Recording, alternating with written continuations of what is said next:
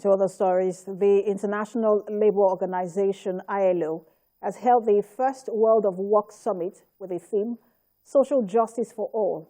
At the summit in Geneva, Switzerland, workers, employers, and government delegates from the 187 member states of the ILO addressed economic issues, including a just transition towards sustainable and inclusive economies, quality apprenticeships, and labor protection.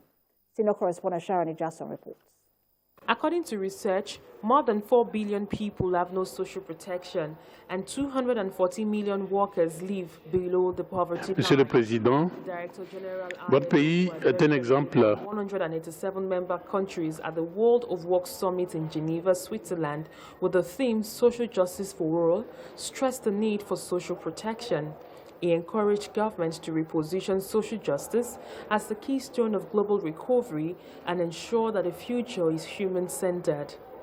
In pursuing this cause, we must not underestimate the importance of a redynamized multilateralism, which is essential if we are to effectively tackle the interconnected crisis of our times and rebuild trust in governance, rebuilding trust in the UN system.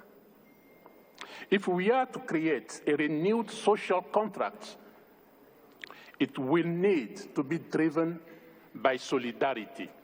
Excellencies, ladies and gentlemen, being gathered here today, together it gives us the chance to really think about the route to take if we want to achieve social justice for all. The president of the Nigerian Labour Congress, Joe Ajero, spoke about the campaign for social justice and how the Nigerian government and employers can improve decent work.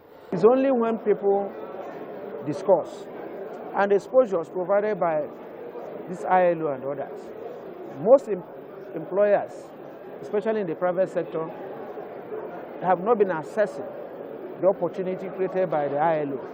If they assess it and we go back to the table and discuss and have an agreement and have progressive legislation, especially in the National Assembly, that will guide, the issue of decent work. If we do that and with proper commitment and regulatory framework, which ordinarily should be provided by the Ministry of Labour, then we are good to go. But where the labor unions are calling for decent work repeatedly, and the employers are not, it will amount to clapping with one hand. The International Labour Organization had in attendance 17 heads of states and governments at the ILO Work Summit. All they discussed all through the day was the importance of policies that would ensure that decent work is promoted across the globe. Sharon Ijason, TVC News, Geneva, Switzerland.